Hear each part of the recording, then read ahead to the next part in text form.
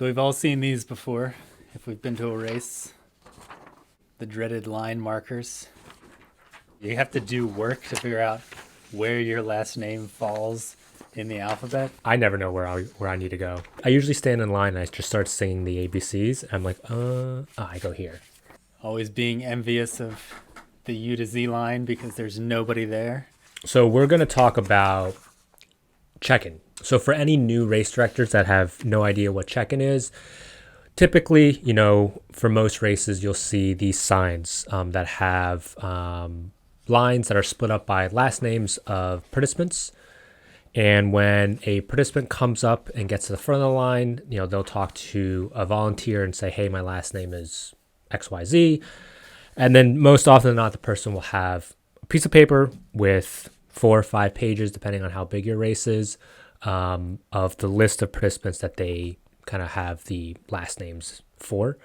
And so you'll give them your last name and they'll have to kind of fumble around and search and find you and then find you here and then mark you. And then once they have that, you'll be checked in. They'll give you, your bib, your giveaways, whatever it may be.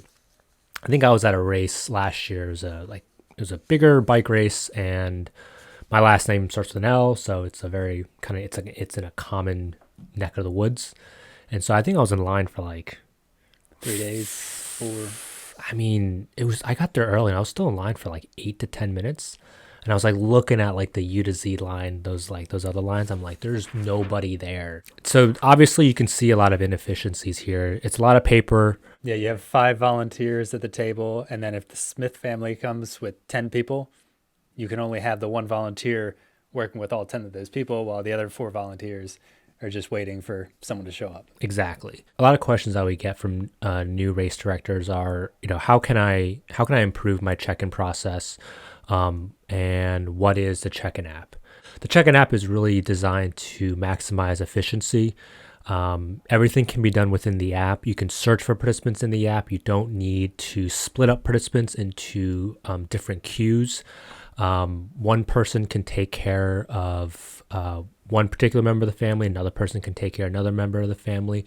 So you don't have sort of volunteers that are just sitting there having nothing to do. And your volunteers can race, and there's reports to see who checked in more people. Yeah, every year the event day team gets together and we work a bigger race somewhere in the south where it's warm in December.